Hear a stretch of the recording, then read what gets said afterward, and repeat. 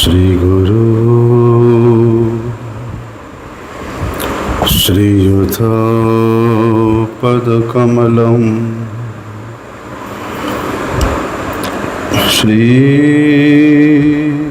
गुरु वैष्णवांश्च श्री रूपं साग्रजातं सहगण रघुनाथनितं तं सजीवं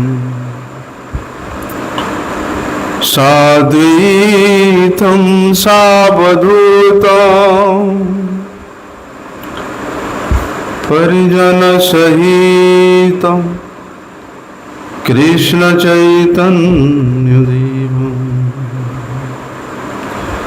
श्री राधा कृष्ण पादान् सहगण ललिता श्री विशाखान्वितांश्च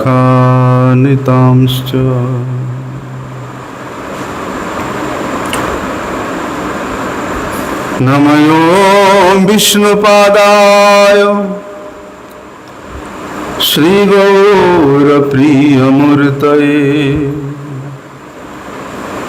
श्रीमते भक्तिवल्लभ तीर्थगोस्वामी नामिने कृपया क्षमतामपराधीजनम् कलुषायुतसक्तसुदीननरं सुपथे परिचालय सर्वदिनं प्रणमामि च माधवदेवपदम्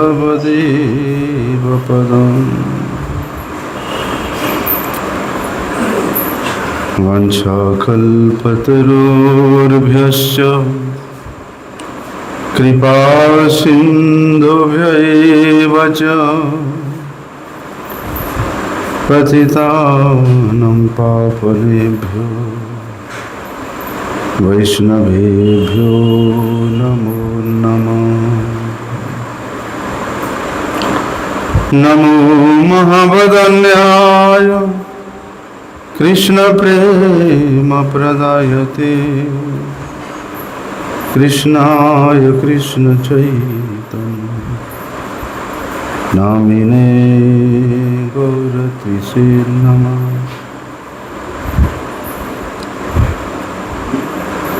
नमस्ते तुहलग्राम नमस्ते मुसलायुध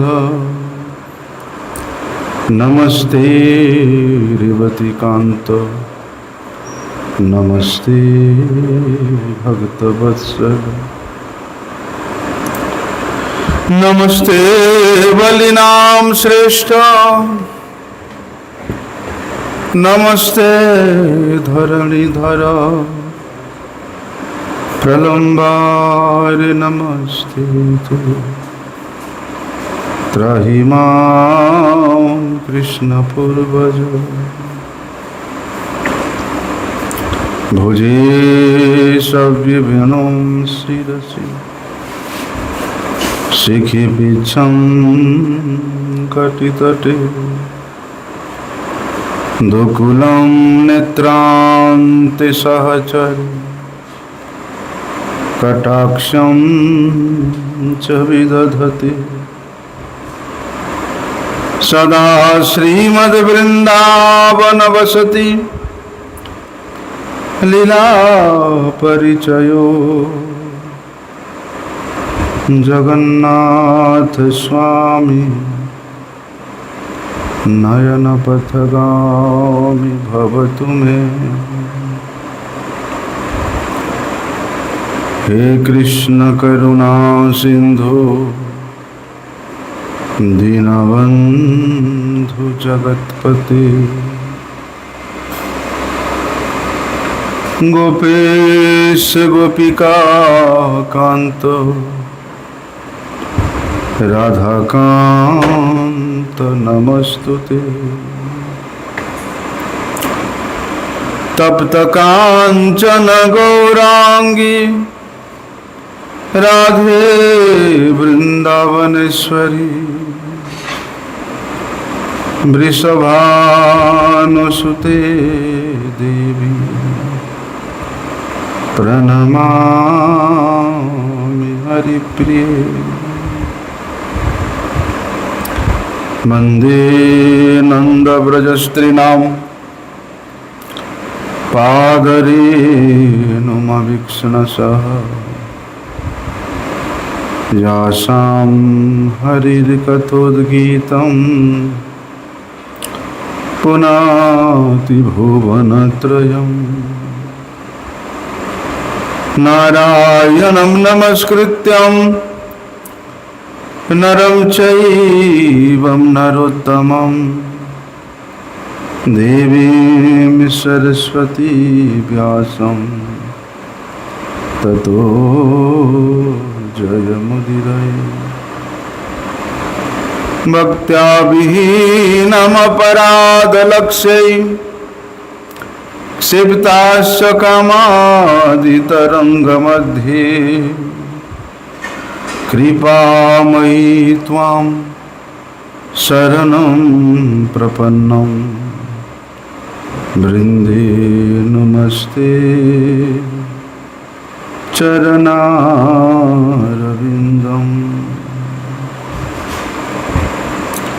पतित पावन परम करुणामय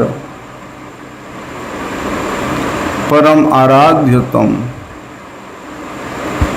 श्रील गुरुदेव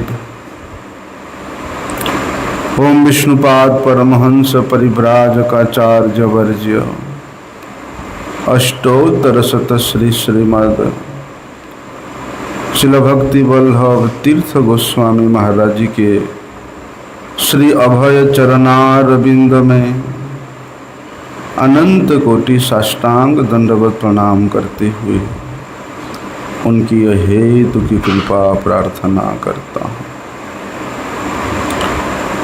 परम आराध्यतम शिक्षा गुरुपाद पद्म नित्य लीला प्रविष्ट विष्णुपाद परमहंस श्री श्रीमद श्रील भक्ति विज्ञान भारती गोस्वामी महाराज जी के पाद पद्म में अनंत कोटि साष्टांग दंडवत प्रणाम करते हुए उनकी हेतु की कृपा प्रार्थना है।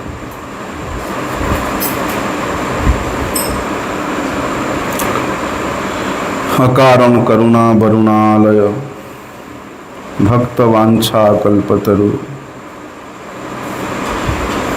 अखिल ब्रह्मांड नायक परात्पर परमेश्वर नंदनंदन भगवान श्री कृष्ण चंद्र के अहेतु की कृपा से श्रीमद् भागवत के दसम स्कंद विवरण को श्रवण करने का सौभाग्य हमें प्राप्त हो रहा है। जीव गोस्वामी पाद अपनी टीका में कहते हैं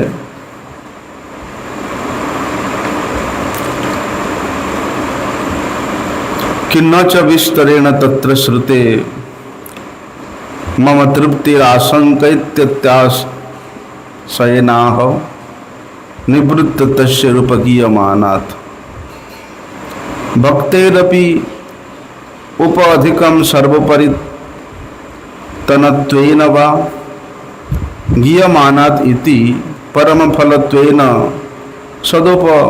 सदुपगानात् परमानंदमयत्वम् तत्र मुक्तः ज्ञानिनः शुद्ध भक्ताश्चेति द्विविध्ये पुनर्जीवन मुक्तः प्राप्त सालोक्यादयश्चेति चतुर्विधः ज्ञेयः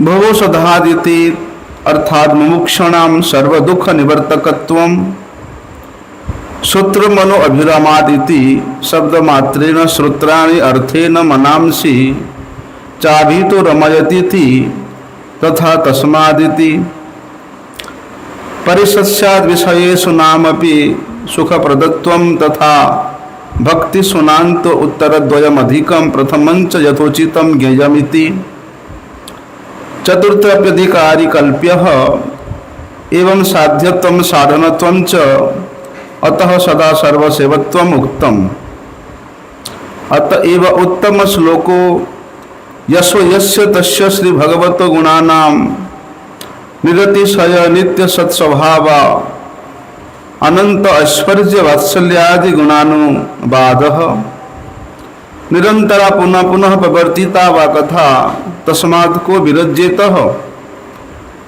विरक्तस्तृप्तो वा स्यात् अत्र अद्यानां निरंतरं मनसि तत्तद लीलानंदो ब्रह्मानंदाद्यपि अधिकतया स्फुरति अत्यंत उत्सलिततया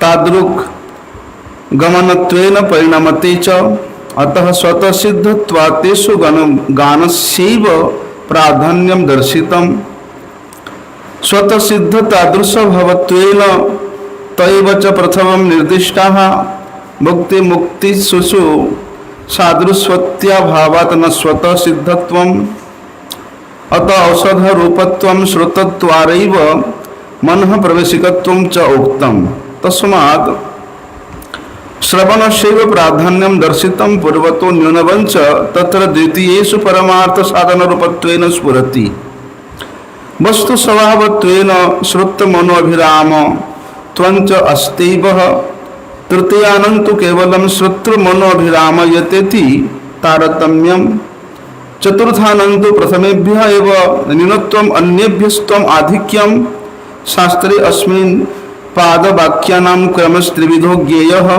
पूर्व पूर्व न्यून उत्तरोत्तर न्यूनः यादृच्छिक न्यूनत्वश्च तत्र प्रथमद्वयं तु कैमुत्तवीक्षयाः उत्तरस्त्वम् अभिधेय अर्थस्य नात्यादरेण प्रमवेशेन च इति अत्र तु त्रयाणां यथोत्तरं न्यूनता चतुर्थानन्तु यदृच्छात्सैव तथोक्तिरस्तु मुक्तत्वमुमुक्षुत्वं भावे अपि मम विषयित्रा शत्रु मनो अभिरामत्वेन तत्र विरक्तिर्न युक्तिरिति विनयात् पुमानिति स्त्रीवद स्वतंत्र क्लियवत् विकलेन्द्रियस्य तस्त्वात्वं योग्यत्वं संभावनातया विराज्यतम नाम इत्यर्थः।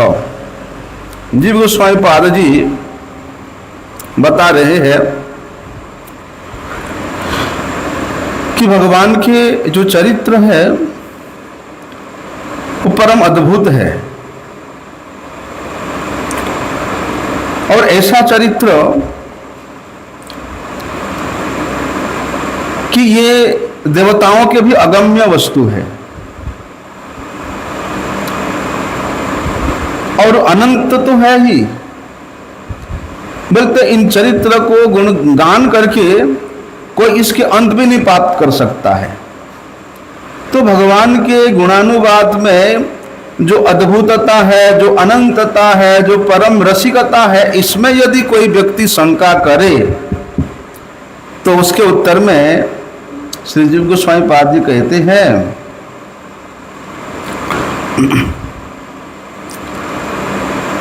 कि उन सब व्यक्ति जो भगवान के गुणानुवाद में शंका करते हैं, बल्कि उन सब का ही मेरे सामने वर्णन करें जहां जहां उनको शंका हो रहा है। इसलिए कहते हैं अवतीर्यः यदुर्वंशे कि भगवान का जो अवतार है किस प्रयोजन से हुआ। भगवान का अवतार कोई विशेष प्रयोजन से होता है ऐसे कोई विशेषता नहीं है, क्योंकि भगवान स्व इच्छा से प्रकट होते हैं। उनका इच्छा नहीं है तो भगवान प्रकट नहीं होंगे, क्योंकि भगवान सर्वैश्वर्यपूर्ण है। फिर भी इस जगत के प्राणियों को कृपा करने के लिए भावयति ही भगवान उनके भाव के अनुसार प्रकट होते हैं।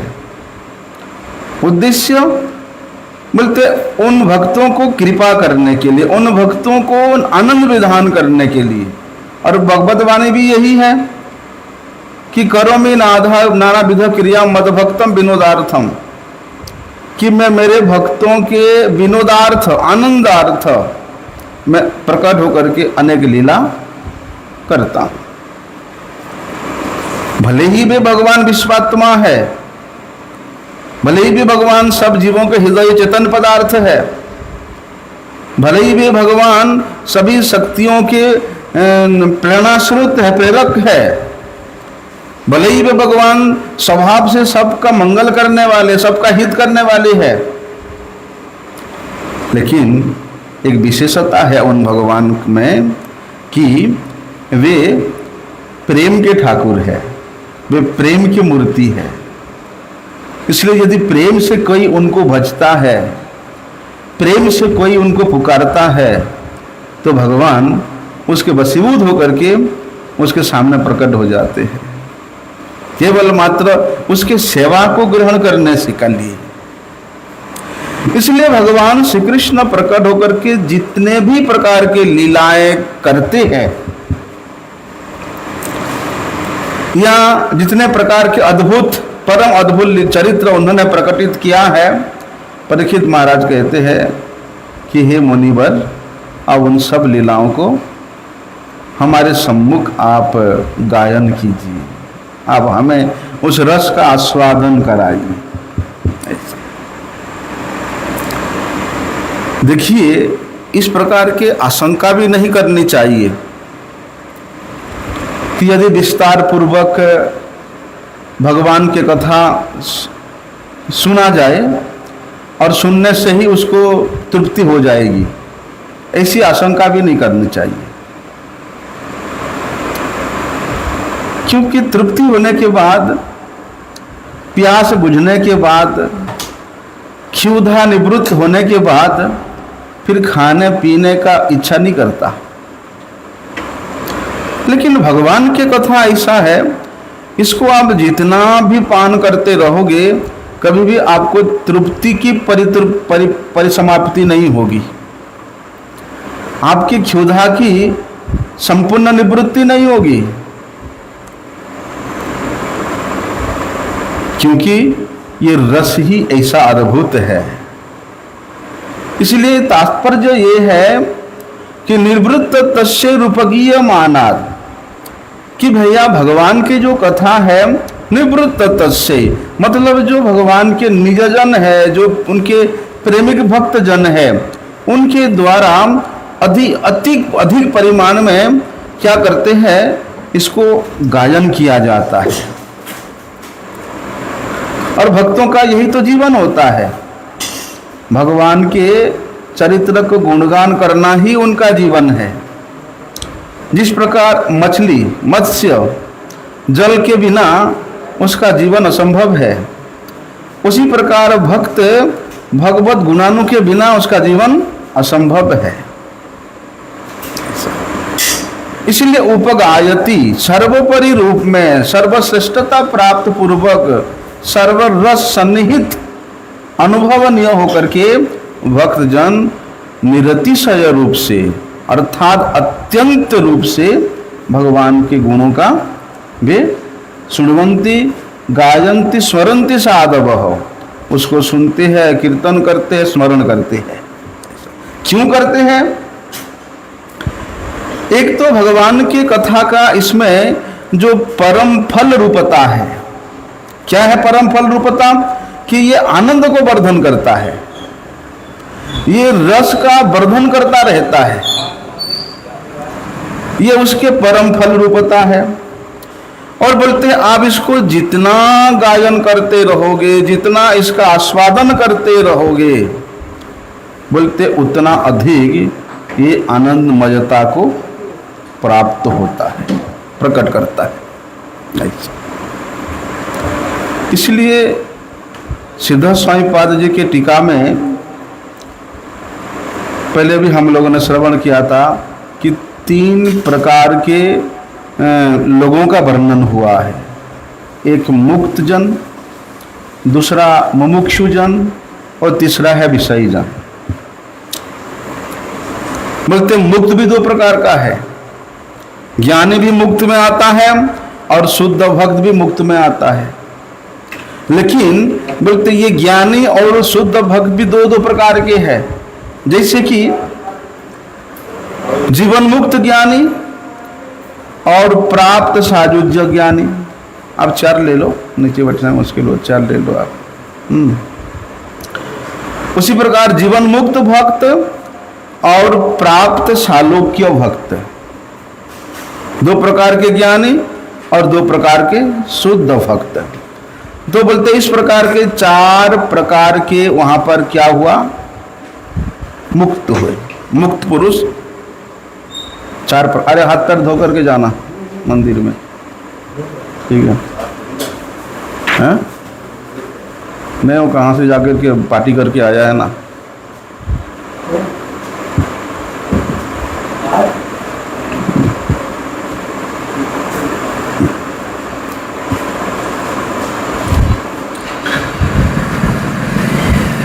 इसलिए कृष्ण कथा जो है ये औषधि स्वरूप है।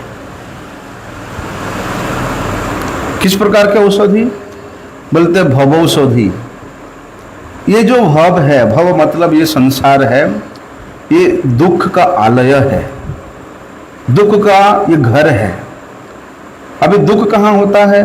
जहाँ रोग होता है वहीं दुख है, जहाँ शोक होता है वहीं दुख है, जहाँ भय होता है वहीं दुख है। बोलते हैं कृष्ण कथा श्रवण करने वाला व्यक्ति के हृदय में बोलते तीन प्रकार के दुख उपशम हो जाता है, दूरीभूत हो जाता है। शोक मोह भयापहा। शोक मोह भय बोलते तीनों के तीनों अपहृत हो जाता है। इसलिए त्रिताप नाशक। कौन सा त्रिताप? बोलते आदिदेविक, आदिभौतिक और आध्यात्मिक। ये तीन प्रकार के तापों को नाश करने वाला कौन है? बोलते कृष्ण कथा। और इतना ही नहीं, बोलते हैं जो मुमुक्षु जन है, जो मुक्ति प्राप्त करने का आशा लेकर के भगवान का भजन करते हैं, ऐसे मुमुक्षु जनों के सभी प्रकार के दुख को ये दूर करने वाली है। चलो ये तो उसके एक प्रकार का गौण कारण है ही। बोलते हैं भगवान के कथा इतना मनोरम है कि ये कान और मन दोनों को ही प्रिय लगने वाला है। बोलते हैं भगवत कथा के एक शब्द भी कानों में प्रवेश करता है तो हमारे कान एकदम परितृप्त हो जाता है। ऐसा जिस प्रकार जो गरीब व्यक्ति है, जो दरिद्र व्यक्ति है, उसको अचानक से धन की प्राप्ति हो जाता है तो वो प्रफुल्लित हो जाता है। जो अत्यंत क्षुधार्त व्यक्ति है उसको यदि अच्छा भोजन मिल जाए तो वो प्रसन्न हो जाता है। बोलते उसी प्रकार हमारे जो कान है, हमारा जो हृदय बतेदम तदस्म सारम, बोलते हैं भगवान की कथा श्रवण करने करके इस हृदय को पिघालने के लिए ही भगवान हमें हृदय प्रदान किए हैं। इसी प्रकार जब इन कानों के द्वारा भगवत कथा हमारे हृदय को स्पर्श करती है, बोलते वो परम प्रसन्न हो जाता है। इसलिए कान को भी प्रिय लगता है और मन को भी प्रिय लगता है। शब्द श्रवण करने मात्र से बोलते क्या होता है, सभी प्रकार के आनंद की प्राप्ति हो जाती है, क्योंकि भगवान उत्तम श्लोक है। नामानि अनंतस्य यशो अंकितानि जत। और श्रीमद् भागवत ऐसा शास्त्र है जिसके पद पद पे, जिसके अर्ध पदांग पे क्या वर्णन है? बोलते भगवान के यश का वर्णन है, भगवान की कीर्ति का वर्णन है। इसलिए विशेष रूप से परिशिष्यमानम, चाहे वो विषयी हो, चाहे वो ज्ञानी हो, चाहे वो भक्त हो, यदि भगवत कथा को श्रवण करने का इच्छा रखता है बोलते इच्छा रखने मात्र से वो व्यक्ति सुखी हो जाता है, निवृत्त, दुख से वो निवृत्त हो जाता है। अभी श्रवण नहीं किया, श्रवण करने का लालसा है उसके मन में, श्रवण करने का एक आशा है उनके मन में। किस प्रकार का श्रवण?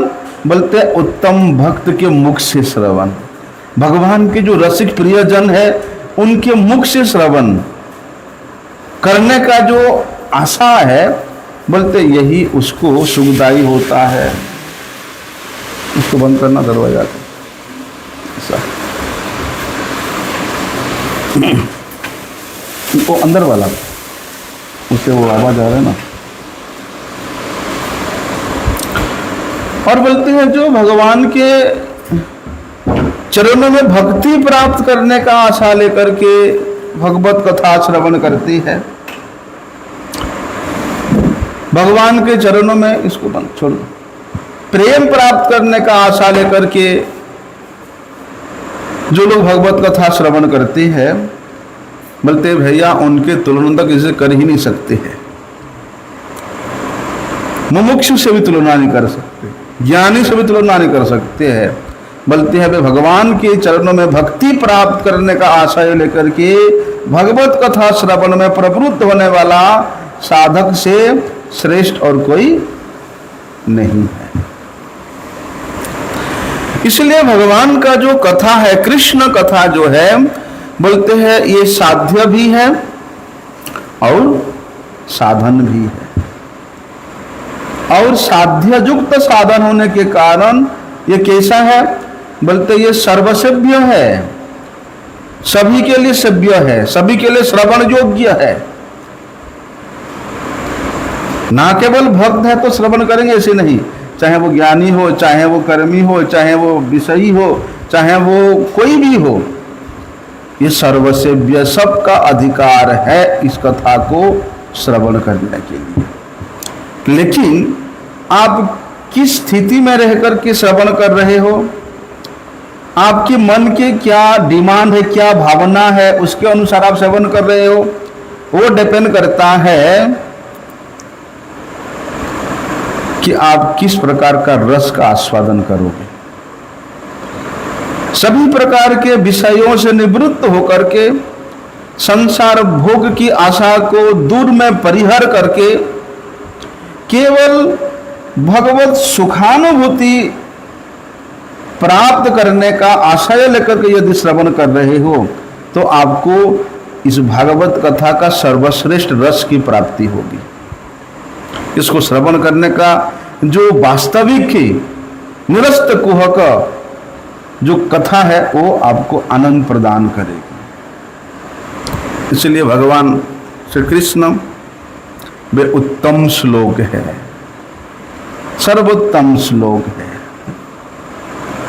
वे भगवान सर्वश्रेष्ठ है, वे नित्य है, वे सत स्वाभाविक है, वे अनंत गुणों के खान है, वे उदारता का परम सौष्ठव है और भक्तों के लिए शांत दास वात्सल्य ये रस का तो वे स्वयं अनुवादक है। जो भक्त के हृदय में जिस प्रकार के रस का आस्वादन करने का आशय है, भगवान परिपूर्ण रूप से उसको प्रदान करते हैं। इसलिए बार बार यदि भगवत कथा कृष्ण कथा श्रवण किया जाए, लोग सोचते हैं अरे हमने 10 बार सुन लिया भागवत और क्या सुनना, अब दूसरे कोई पुराण को सुनते हैं, बोलते नहीं। पुनः पुनः प्रवर्तित होने वाला जो कथा है, बार बार श्रवण करने का सौभाग्य प्राप्त होने वाला जो कृष्ण कथा है, बोलते उससे ऐसा कौन व्यक्ति होगा जो विरक्त हो जाएगा, यहाँ हमारा पेट भर गया और जरूरत नहीं है, यहाँ उससे तृप्ति प्राप्त होगा, ऐसा कोई नहीं हो सकता। भगवान के कथा में कभी तृप्ति है ही नहीं। तृप्ति नहीं है मतलब कि संसार की अतृप्ति रह जाता है, नहीं। भगवत कथा रस में जो आनंद है उसको उसमें कभी तृप्त नहीं होता कि और अधिक पान करना, और अधिक पान करना। संसार सुख भोग की अतृप्ति आपको संसार में निमज्जित करता है, लेकिन कृष्ण कथा श्रवण करने का जो अतृप्ति है आपको परम सौभाग्य संपन्न वैकुंठ की रास्ता को प्रशस्त कर देता है। आनंद की एक अद्भुत प्राप्ति को प्रशस्त कर देता है। इसलिए निवृत्त तस्यैहि, सबसे पहले जो भगवान के प्रिय जन है, शुद्ध भक्त जन, आद्य नाम हृदय बदेदाम जस्य कथामृत श्रवणात् कथंचित् वा, जिनको स्वयंपाद कहते हैं। सबसे पहले बोलते हैं केवल भगवत भक्ति प्राप्त करने का आशय लेकर के जो शुद्ध भक्त के हृदय में लीलानंद का अनुभव होता है, बोलते वही लीलानंद ब्रह्मानंद के तुलना में हजार अनंत कोटि अधिक स्फुरित प्राप्त होता है। बोलते वही कथा रूप लीलानंद के सामने ब्रह्मानंद एक कण के मापी वहां प्रतीत होता है, स्फुरित होता है। इसलिए भगवान की कथा गायन करने में हो चाहे श्रवण करने में हो, हृदय इतना भर जाता है, इतना उत्सल्लित हो जाता है, जिसके कारण उसको उस आनंद जो है, भगवत आनंद जो है, भगवत रस जो है, उस श्रवण के रूप में, वो कीर्तन के रूप में, वो श्रवण स्मरण के रूप में मूर्तिमान होकर के हमारे सामने, भक्त के सामने, उस रसिक की श्रवणकर्ता के सामने प्रकट हो जाता है। इसलिए यही कृष्ण कथा को, कृष्ण कीर्ति को गायन करने के लिए जो स्वतः शुद्ध भगवत भक्तगण है, उनकी ही विशेष प्रधानता है। इसलिए ऐसे जो शुद्ध भक्त है, जो सिद्ध स्थिति में अवनीत होकर के सिद्ध कथा का गायन करते हैं, ऐसे भाव वाले भक्त के मुख से ये विशेष रूप से श्रवण करना चाहिए, श्रवण करने योग्य। और जिनके हृदय में भोग की इच्छा है, मुक्ति की इच्छा है, ऐसे जो मुमुक्षु जन है, विषयी जन है, उनके मुख से यदि आप कृष्ण कथा, भगवत कथा को श्रवण करते हो, तो वो लीला की स्फूर्ति, वो रस की पूर्ति, वो अनंत की स्फूर्ति कभी प्राप्त नहीं हो सकता है। थोड़े समय के लिए भले ही आपके मन का रंजन हो सकता है, लेकिन भुक्ति मुक्ति इच्छुक जनों के द्वारा भगवत कथा यदि गायन होता है, तो भैया वो आपको इतना अधिक आनंद की प्राप्ति नहीं करा सकता है। इसलिए जो मुमुक्षु है, जो विषयी है, वे भी कृष्ण कथा का गायन करते हैं, लेकिन किस प्रकार से? बोलते हैं केवल भव रोग को दूर करने के लिए, केवल उसको औषधि के रूप में उसका गुणगान करेंगे।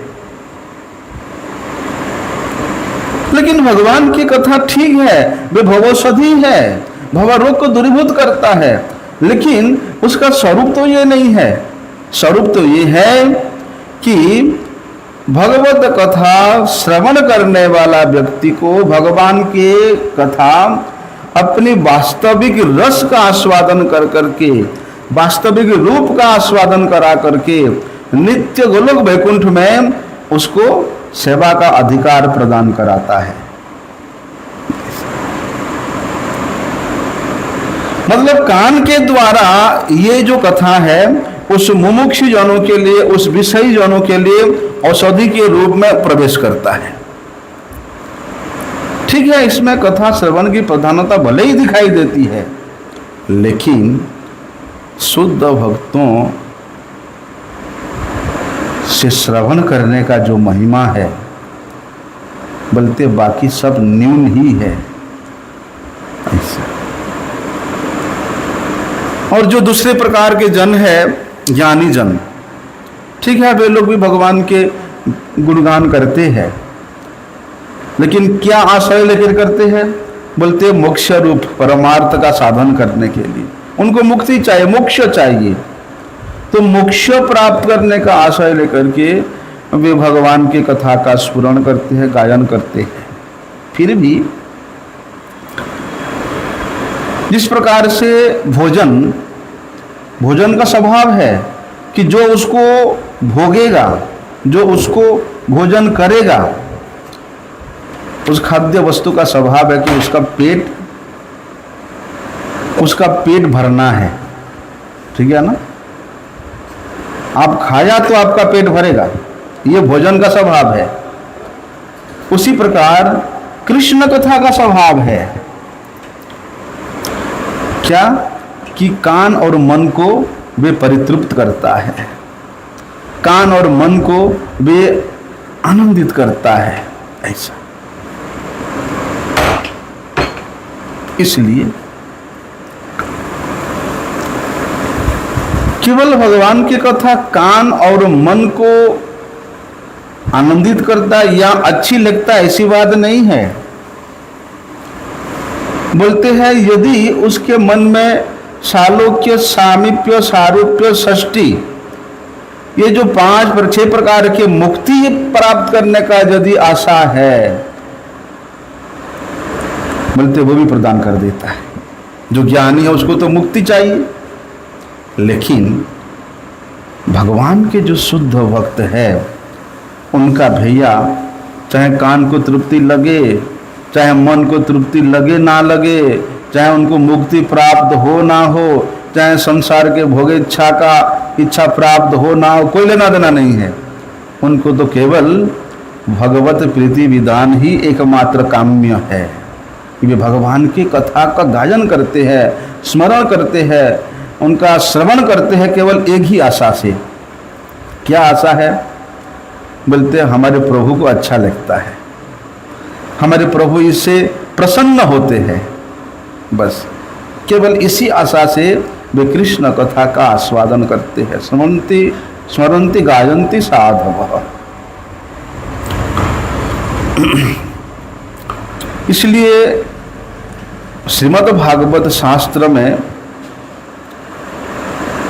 विशेष रूप से जो 3 प्रकार के क्रम का वर्णन किया गया है, उस क्रम के अनुसार यदि हम लोग कथा श्रवण करें या श्रवण करने वाला व्यक्ति के अधिकार को विचार करें, तो वास्तव में पता चलता है कि भगवत कथा का रस क्या है। श्रीमद् भागवत पदे पदे स्वादु स्वादु, इसके एक एक पद में क्या रस का आस्वादन होता है, क्या आनंद का अनुभूति होती है, तब पता चलता है। क्या है वो? बोलते हैं पहले जिन्होंने कथा श्रवण किया है उनकी क्रम में न्यूनता दिखाई देता है, और जैसे जैसे कथा श्रवण करते करते आते हैं उस न्यूनता में उत्तरोत्तर वो वर्धित होता है। लेकिन जो स्वेच्छा पूर्वक पूर्वोत्तर किसी भी न्यूनता क्रम से अपने आप को युक्त नहीं करते हैं, अर्थात पूर्व न्यूनता और उत्तरोत्तर न्यूनता, इसके अर्थ में कहते हैं मुझे तो तीसरे प्रकार का साधक है जो अपनी स्व इच्छा से किसी भी क्रम में, न्यूनता के क्रम में हो चाहे उसके उत्तरोत्तर वर्धिता के क्रम में हो, अपने आप को संयुक्त नहीं करके स्व इच्छा से जहाँ भी, जिस समय भी, जैसे भी यदि उसको रसिक भक्तों के मुख से श्रवण करने का सुयोग मिले तो भैया वो तो वहीं पर ही बैठ जाते हैं, वहीं पर ही उनको आनंद की अनुभूति होने लगती है। क्योंकि शुद्ध भक्त, और दूसरा है मुक्ति प्राप्त करने, मुक्ति का आशा रखने वाला, सालों की आदि मुक्ति, और तीसरा है मुमुक्षु। इस विषय में कल हम लोग विस्तार से श्रवण किए थे। लेकिन जो चौथे प्रकार का श्रवण करता है, जिसके मन में विषय का लालसा है, बोलते ऐसे जनों के लिए चाहे वो मुक्तत्व हो चाहे मुमुक्षत्व हो, उनमें अभाव रहता है। उनको क्या चाहिए? स्वर्ग सुख चाहिए बस। विषयी जन अधिक से अधिक कर्मों में प्रवृत्त होने के कारण स्वर्ग के सुख तक ही सीमित रहते हैं। उनमें मुक्त होने का, मुक्तत्व या मुमुक्षत्व का कोई विचार नहीं, अभाव होता है। इसी कारण से इसी विषयी व्यक्ति द्वारा यदि हम लोग भगवान के गुणानुवाद को, भगवत कथा को श्रवण करते हैं तो बोलते हैं ठीक है, वे अनेक प्रकार के कला के द्वारा, भंगी के द्वारा, हैं, जागतिक योग्यता के द्वारा भले ही वे लोगों के मन को मनोरंजन थोड़े समय के लिए कर ले, लेकिन भले ही उसके मुख से वे कथा जो है थोड़ा अच्छा लगे, परंतु कृष्ण कथा से विरक्ति होना उचित नहीं।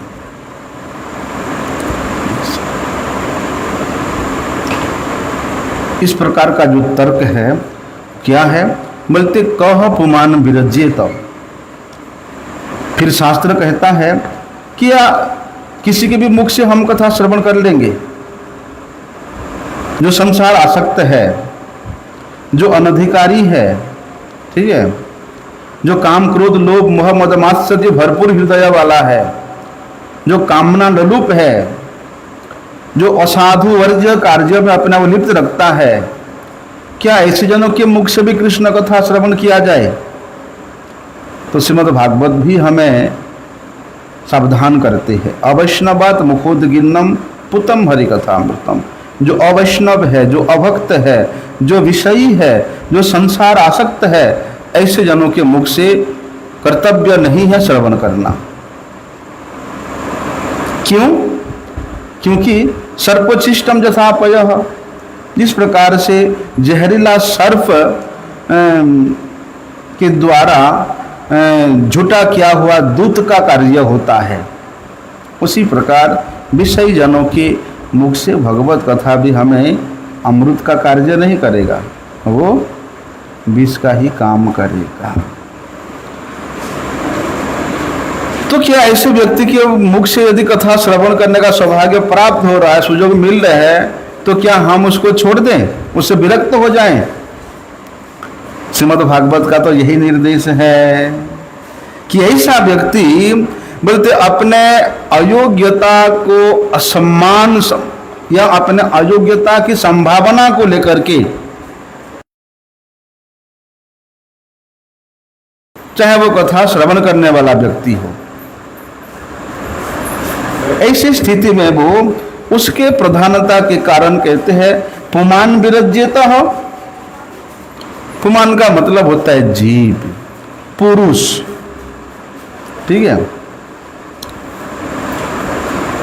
बोलते यदि वे व्यक्ति भी शुद्ध भक्त के मुख से किंचित मात्र भी कथा श्रवण करता है, तो श्रवण करते करते उसमें भी योग्यता आ जाती है। धीरे धीरे वो भी विरक्त हो जाता है, धीरे धीरे वो भी कथा के प्रति लोलुप हो जाता है। यहां पर तो सुखदेव गोस्वामी बताते हैं सो आत्मगः, बोलते हैं जो पशुओं का वध करता है। किस प्रकार से पशुगण? जो बहेलिया होते हैं, उनका काम क्या होता है? बोलते पशुओं का वध करना, उनके मांस खाना, उसी से ही अपना जीविका चलाना। बोलते इस प्रकार को जो बहेलिया है, जो पशुगण है, यदि वो कृष्ण कथा सुने, ठीक है, यदि वे कृष्ण कथा सुने, तो वो श्रोता या कथारूप जो कर्म है सामान्यतः वो विषयी समझा जा सकता है। फिर भी विषयी होने पर भी या पशुघ्न होने पर भी, बहेलिया होने पर भी वो कथा में निरंतरता को कभी नहीं रख सकता है। क्यों? क्योंकि उसका स्वभाव बन गया हिंसा करना। उसका जो बुद्धि एकदम विद्ध हो चुका है, अशुद्ध हो चुका है, क्लेश से विद्ध होने के कारण बोलते न तो वो इस जीवन में, इस लोक में सुख और विवेक की सिद्धि प्राप्त कर सकता है, और न परलोक में सुख और विवेक की सिद्धि को अर्जन कर सकता है। ऐसे बहेलिया। इसलिए तो भैया सत्य बात तो ये है, उस बहेलिए में भोग करने का जो योग्यता है, जो गुण है, जो विषयता है, वो हमेशा अभाव ही रहता है। क्यों अभाव रहता है? क्योंकि निरंतर हिंसा करता है। हिंसा करने के कारण क्लेश से उसका बुद्धि एकदम विद्ध हो जाता है, हिंसा से उसका बुद्धि विद्ध हो जाता है, फलस्वरूप विवेक शून्य हो जाता है। और ऐसे विवेक शून्य बुद्धि वाले व्यक्ति बोलते हैं ना तो इस लोक में सुख पाता है ना परलोक में सुख पाता है। और इस लोक में यदि उसको भोग मिल भी जाए तो उसको भोग करने का उसमें योग्यता नहीं रहता है, विषयता में उसका अभाव रहता है।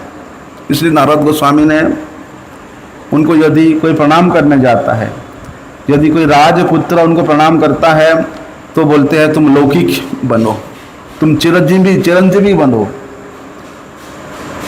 क्योंकि राजपुत्र है, मतलब लौकिक विषय के प्रति उसका विशेष आसक्त होता है, राजपुत्र है। तो कहते हैं कि तुम चिरंजीवी हो जाओ, अर्थात भोग करो। यदि कोई ऋषिपुत्र उनको प्रणाम करता है, ऋषिपुत्र मतलब जो पारलौकिक सुख का विषय है, ऋषिपुत्र उनको प्रणाम करता है तो बोलते मत जियो, मतलब यदि तुम्हारे मन में संसार प्रति आशा है, क्योंकि वे ऋषिपुत्र है जो पारलौकिक सुख के विषयी है, तो उसके लिए जीने का कोई जरूरत नहीं है।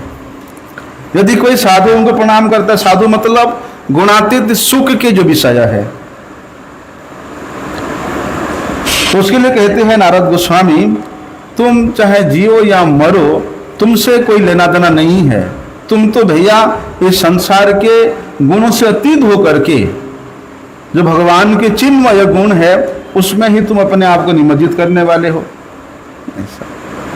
इसलिए लेकिन बोलते जो व्याध है, यदि व्याध उसको प्रणाम करता है तो व्याध मतलब चाहे वो लौकिक सुख हो, चाहे वो पारलौकिक सुख हो, चाहे वो गुणातीत सुख हो, वो तीनों के अभोक्ता है, वो तीनों को प्राप्त नहीं कर सकता है। इसलिए कहते तुम जियो चाहे मरो, हैं, तुम जियो भी मत मरो भी मत, वहीं बीच में लटकते रहो। ऐसे यदि नारद गोस्वामी को ये 4 प्रकार के लोग प्रणाम करते हैं तो ये आशीर्वाद देते हैं। देखो भगवान की कथा से विरत होने वाला वो जो व्याध है, वो तो भैया इस लोक में जितने प्रकार के क्लेश है उसका भोगी तो है ही, और पशु पक्षियों के प्रति हमेशा बाण चलाने का कारण, उनको हिंसा करने के कारण बोलते हैं क्या होता है, उसका बुद्धि नष्ट हो जाता है। तो बोलते हैं ये संसार में व्याध कौन है?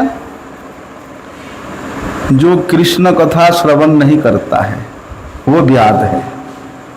जो भगवान की कथा को श्रवण नहीं करता वो व्याध है, वो बहेलिया है, वे पशुघ्न है।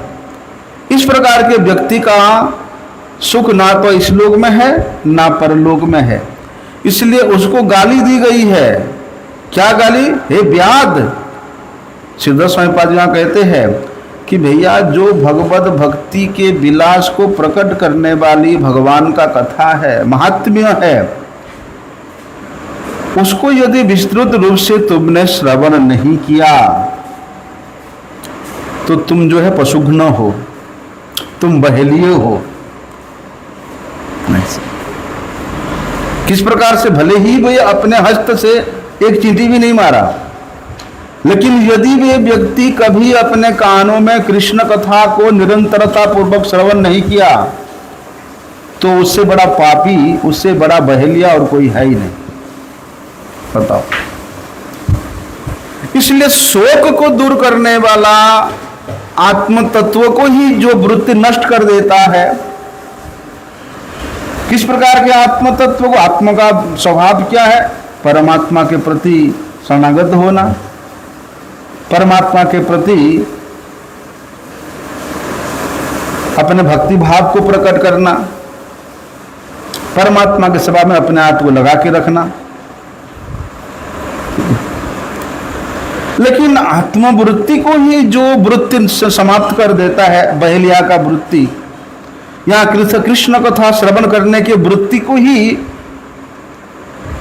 जो पेशा समाप्त कर देता है, बोलते ऐसे पेशा से, ऐसे ऑक्यूपेशन से फिर ऐसे लेकर के जीने का क्या प्रयोजन है, क्या जरूरत है ना? इसलिए देखो, क्योंकि भगवान की कथा जो है इस सभी के चित्त को हरण करने वाला होता है। श्रवण करो तो वो कथा अपने आप आकर्षित करने वाला है। यदि आप जीवन में भगवान की कथा श्रवण नहीं किया तो आप बहेलिया हो। और ऐसे बहेलिया व्यक्ति क्या करते हैं, बोलते हैं इस प्रकार के बात बोलेंगे, इस प्रकार के भगवत कथा से रहित बाण प्रेरित करते हैं, जो भक्त के चित्त को द्रवीभूत कर देता है, भक्त के चित्त को विद्ध कर देता है, भक्त के चित्त को दुख पहुंचाता है। देखो, भगवत भक्ति से रहित बाणों के द्वारा, वाणी के द्वारा, भगवत संबंध से रहित वाणी के द्वारा, वाणी रूपी तीर के द्वारा वे दूसरे को विद्ध करते हैं, दूसरे के हृदय को जर्जरित करते हैं, इसलिए वे व्याध है। तो ऐसे व्याध गण क्या है, बोलते भी पशुघ्न है।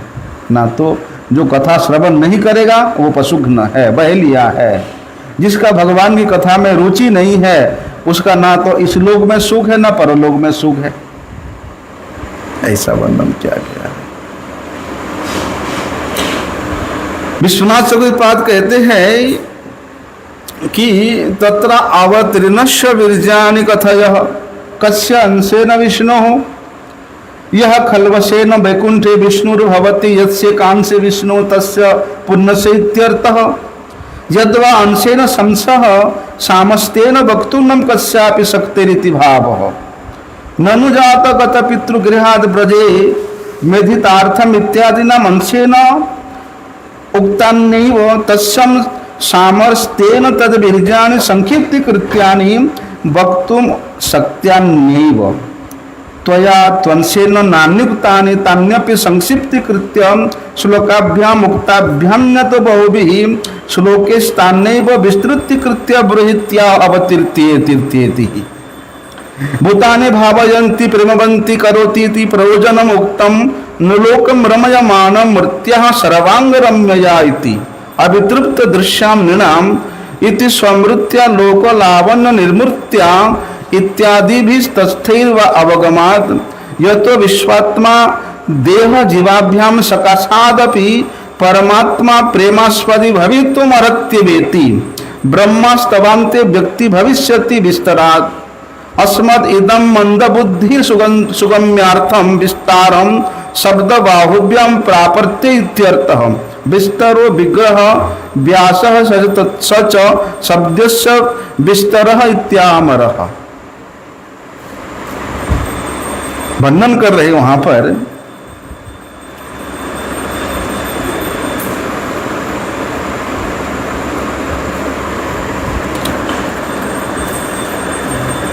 कि यदु के वंश में भगवान उत्पन्न हुए, प्रकट हुए। परीक्षित महाराज कह रहे हैं, बोलते वे भगवान श्री कृष्ण वो कैसे हैं, और बताते हैं जो अंश में विष्णु है, मतलब अंश रूप में वे वैकुंठ में विष्णु होते हैं। अंश रूप में कौन होता है? स्वयं श्री कृष्ण।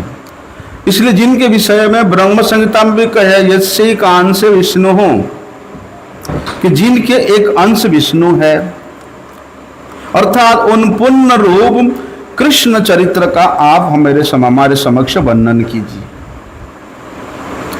ठीक है, यदि आप अंश रूप में वर्णन करें तो ठीक है, वो भी करिए, क्योंकि पूर्ण पुरुष, पूर्णांश, परमेश्वर, परात्पर भगवान पूर्ण वस्तु के पूर्णता रूप को कोई वर्णन कर ही नहीं सकता है। ऐसे कि स्वयं अनंत देव अनंत कालों से अनंत मुखों के द्वारा उस भगवान के पूर्णांश को वर्णन करने के लिए प्रयास कर रहे हैं, लेकिन वे भी बोलते हैं मैं इस प्रकार अनंत अगाध समुद्र होता है, उस अनंत अगाध समुद्र रूप भगवान के चरित्र का एक कण मात्र में स्पर्श कर नहीं पाया। स्वयं आनंद देव बोल रहे हैं। इसलिए हे भगवान, यदि आप अंश रूप में वर्णन करना चाहते हैं तो अंश रूप में ही वर्णन करिए, क्योंकि भगवान के नख के अग्रभाग के एक कण का जितना सौंदर्य है, बोलते इस अनंत अखिल ब्रह्मांड में ब्रह्मांड के समस्त सौंदर्य को मिला दिया जाए तो उस कण के बराबर नहीं कर सकता है। इस अनंत विश्व ब्रह्मांड में यदि कोई अच्छे गुण है, उन तमाम गुणों को एकत्रित करके भगवान के इस पुण्यतामय गुणों का एक कण के साथ तुलना कर भी नहीं कर सकते हैं। इसलिए भगवान के समस्त चरित्र का वर्णन, पूर्ण चरित्र का, पूर्ण गुण का वर्णन करने का सामर्थ्य शक्ति किसी में हो ही नहीं सकता है। जब अनंत देव ही वहां निरस्त है, अनंत मुखों वाला अनंत देव निरस्त है, तो ऐसा कौन हो सकता है भगवान के पूर्ण रूप पूर्ण गुण का वर्णन कर सकते? ऐसा इसलिए विश्वनाथ चक्रवर्ती पाद जी ने वहां बताते हैं कि चलो यदि कोई कहता है कि जन्म लेने के बाद तो भगवान तो अपने पिता के घर, पितृ घर ब्रज को चले गए थे। क्यों गए थे? बोलते प्रयोजन सिद्ध करने के लिए। क्या प्रयोजन था? यदि प्रयोजन सिद्ध करने के लिए ही भगवान को यहाँ प्रकट होना था, प्रयोजन सिद्ध करने के लिए भगवान को अपने पितृगृहाद ब्रजात गमत ब्रज में नंद महाराज यहाँ जाना था, तो उन प्रयोजन को तो भगवान अपने इच्छा मात्र से कर सकते थे, है ना। भगवान अपने किसी अंश को भेज करके कर सकते थे। स्वयं परिपूर्णतम परमेश्वर गोलोकनाथ गोलोकपति भगवान को अपने सभी प्रकार के अवतारों से संयुक्त होकर के सभी माधुर्य ऐश्वर्य को संपृक्त करके अवतरित होने का क्या आवश्यकता था? अभी कैसे कह सकते हैं कि भगवान अपनी संपूर्ण ऐश्वर्य, संपूर्ण माधुर्य, संपूर्णता को लेकर के प्रकट हुए थे? तो विश्वनाथ चक्रवर्ती पाद कहते हैं भगवान का जितना भी लीला है, कृष्ण जते का लीला तार मध्य नर लीला, नर बपु होए सर्वोत्तम। भगवान का अनंत लीला है, बोलते उन अनंत लीलाओं में भी वे जब नराकार रूप में अवतीर्ण होते हैं, बोलते उस नर आकार में भगवान का जो लीला है वो सबसे उत्तम लीला है, सर्वोत्तम लीला है, सर्वोत्तम गुणानुवाद है, सर्वोत्तम रूप है, सर्वोत्तम माधुर्य है, सर्वोत्तम ऐश्वर्य है। इसलिए भगवान इस युग के, इस द्वापर युग के अंत में, कौन सी द्वापर युग? बोलते हैं 28वें चतुर्युगी के जो द्वापर युग, वे परिपूर्णतम होने पर भी, वे आनंद स्वरूप होने पर भी, बोलते हैं अपने संपूर्ण ऐश्वर्य माधुर्य रूपता को लेकर के केवल और केवल विशेष कृपा करने के लिए भक्तों को भगवान अवतीर्ण हुए हैं। तो विश्वनाथ चक्रवर्ती पाद जी ने जो टीका लिखे हैं, किस प्रकार का टीका? वे कहते हैं कि श्री श्रीधर स्वामी भी श्रीमत् प्रभुभिश्च सनातन ही रुजुत्वा त्यक्तमुच्छिष्टम भुजिष्यो अहम उपाददे। बोलते श्रीधर स्वामी पाद जी ने जो वर्णन किया है और मत प्रभु, मेरे प्रभु श्री सनातन गोस्वामी जी ने जो वर्णन किया है, वो तो सर्वोत्तम है ही, लेकिन उन्होंने यदि कहीं कहीं थोड़ा थोड़ा कुछ कुछ छोड़ा है तो उसको उच्छिष्ट के रूप में मैं आस्वादन भुंजिष्य अहम उपाद, उसको भोजन करते हुए आस्वादन करते हुए बोलते हैं मैं उसको उपादे उसका वर्णन करूंगा। तो विश्वनाथ चक्रपाद जी का टीका बोलते हैं दोनों के रस से संप्रयुक्त है। श्रीधर स्वामी जी के टीका का रस भी है, सनातन गोस्वामी पाद जी के टीका का रस है, इसलिए ये अधिक रसिक है, अधिक रस युक्त है। तो उसको हम लोग कल श्रवण करेंगे। पंछा कल्पतरुभ्यश्च कृपा सिंधुभ्येव च पतितानां पावनेभ्यो वैष्णवेभ्यो। हाँ